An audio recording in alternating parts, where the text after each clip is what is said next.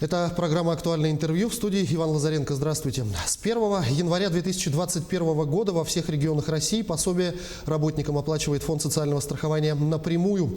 Об этих выплатах и индексации социальных пособий мы поговорим сегодня с управляющим регионального отделения Фонда социального страхования России по Якутии Мариной Герман. Марина Евгеньевна, я вас приветствую. Здравствуйте. Здравствуйте, Иван. В начале беседы скажите, какие пособия выплачиваются напрямую из регионального отделения Фонда социального страхования? В рамках проекта «Прямые выплаты» с 1 января 2020 года республика перешла именно на этот проект, и мы уже весь год отработали в рамках пилотного проекта «Прямые выплаты». И все виды пособий, которые связаны с материнством и детством, это пособие по беременности и родам, единовременное пособие вставшим в ранние сроки беременности, пособие при рождении ребенка, пособие по уходу до 1,5 лет выплачиваются напрямую сейчас региональным отделением самому застрахованному, не через работодателя. Еще одна новость. С 1 февраля 2021 года в России проиндексирован ряд социальных выплат и пособий. Какие пособия и выплаты, которые напрямую начисляет региональное отделение, вошли в этот перечень? И самое главное, насколько они повысятся? Пособия, которые сейчас будут и уже проиндексированы с 1 февраля в соответствии с постановлением правительства, о них я уже выше сказала, это именно те пособия, которые выплачивает региональное отделение застрахованным гражданам. Это временная нетрудоспособность в связи с беременностью и родами, единовременное пособие вставшим в ранние сроки беременности, единовременное пособие при рождении ребенка, а также минимальный размер ежемесячного пособия по уходу за ребенком до 1,5 лет, то есть минимальное пособие. Проиндексированы они будут на уровне 4,9%. Кроме этого, проиндексируется также социальное пособие на погребение, также с 1 февраля 2021 года. Надо отметить, что единовременное пособие при рождении ребенка распространяется на случаи, то есть индексация эта, да, которая будет произведена с 1 февраля, распространяется на случаи, которые были позднее 1 февраля 2021 года. То есть если ребенок родился в прошлом году, проиндексировано это пособие не будет. То есть они уже получили это пособие, я имею в виду мамочки наши. Если говорить о размерах, я скажу, например, единовременное пособие при рождении ребенка с коэффициентом 1,4, то есть это наши городские получатели, размер с 1 февраля 2021 года равняется 26 440 рублей. То есть в этом размере единовременное пособие наши городские мамочки будут получать с 1 февраля 2021 года на детей, которые родятся именно после 1 февраля. Ну и также вся информация по индексации всех пособий у нас есть на сайте регионального отделения. Сейчас мы начинаем информировать наших получателей пособий.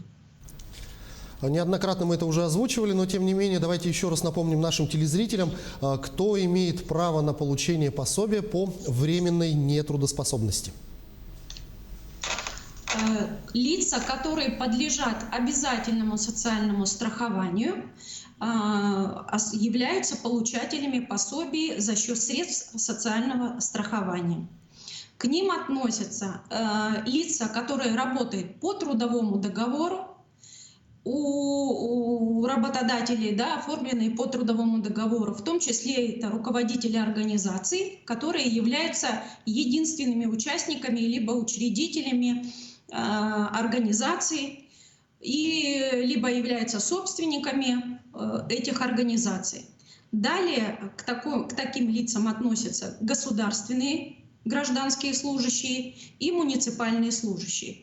Кроме этого, лица, замещающие гражданские должности Российской Федерации, государственные должности субъекта Российской Федерации и муниципальные должности, замещаемые на постоянной основе.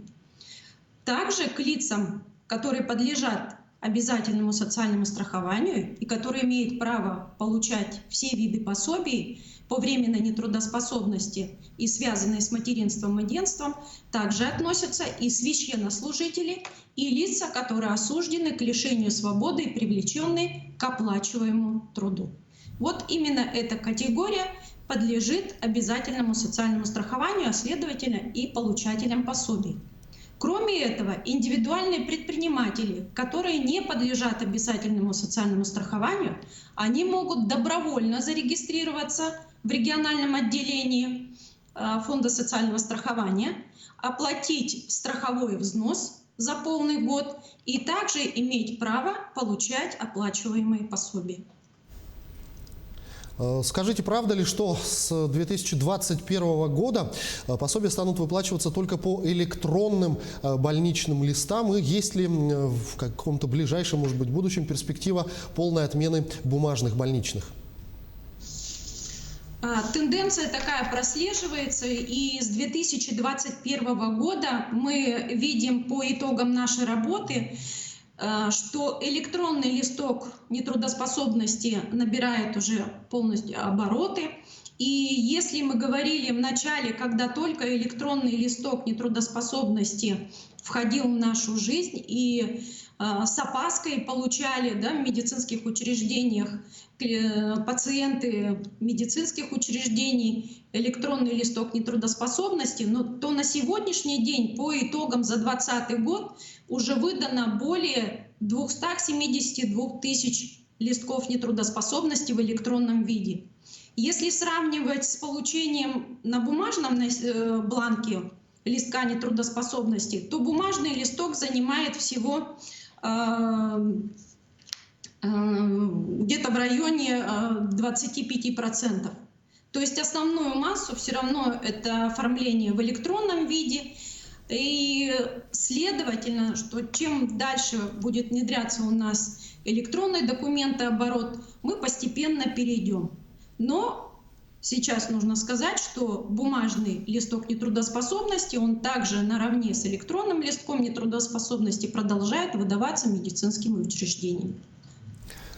Скажите, а какова продолжительность выплаты пособия по временной нетрудоспособности?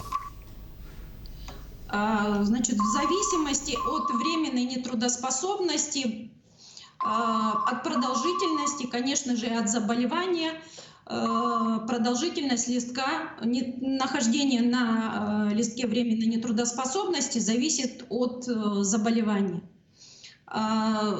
Продолжительность самая максимальная – это до 10 месяцев. Конечно же, это с участием врачебной комиссии уже решается вопрос по такой продолжительности. В среднем, если говорить по итогам 2019 года, потому что 2020 год, конечно же, для нас не показательный, да, в связи с пандемией, а если мы будем смотреть предыдущие годы, то в среднем по республике Саха-Якутия количество дней лиц, находящихся на временной нетрудоспособности, составлял не более 14 дней, средняя продолжительность. Скажите, а как в текущих условиях, все-таки эта справка иногда нет-нет, да и нужна, как можно получить справку о доходах? В 2021 году, когда у нас гражданские и муниципальные служащие будут отчитываться по декларационной кампании, конечно же, сейчас мы проводим разъяснительную работу, как получить справку и сведения о тех пособиях, которые были выплачены данным лицам. Чтобы получить справку о выплаченных пособиях, то есть справку о доходах, необходимо зайти на сайт регионального отделения через личный кабинет и с помощью портала государственных услуг получить всю необходимую информацию. Также сейчас у нас внедрен проект «Социальный навигатор». Это мобильное приложение, которое, я думаю, что все граждане, которые пользуются мобильными телефонами, оценят это приложение. Оно называется «Социальный навигатор». Его можно скачать как владельцы телефонов и айфоны, и на андроидах. То есть эта версия доступна для всех пользователей смартфонов. И вот как раз-таки это мобильное приложение позволяет также воспользоваться, получать справкой этой данной, да, чтобы получить ее уже в мобильной версии. Между моментом назначения какого-либо социального пособия и самим фактом выплаты этого пособия проходит все равно какое-то время в любом случае. А где и как можно отследить статус этой выплаты, ее размер и методику расчета? Данный статус всех пособий, которые гражданин будет получать, можно отследить в личном кабинете, также через портал государственных услуг. И также я уже сказала, что через мобильное приложение «Социальный навигатор». От тех реестров, которые направил нам работодатель, до момента зачисления на банковский счет. То есть весь период прохождения и все этапы прохождения пособия, да, как оно обработалось, когда поступило, в какое время и когда будет зачисление, все это можно отследить в личном кабинете. Безусловно, это очень удобно. Марина Евгеньевна, я благодарю вас за эту беседу. Спасибо, что ответили на наши вопросы. Всего доброго. Спасибо. Это была программа «Актуальное интервью». О выплатах и индексации некоторых социальных пособий мы говорили сегодня с управляющим регионального отделения Фонда социального страхования России по республике Мариной Герман. Берегите себя и своих близких, обязательно носите маски и соблюдайте дистанцию в общественных местах. И не забывайте дезинфицировать руки. До встречи в эфире.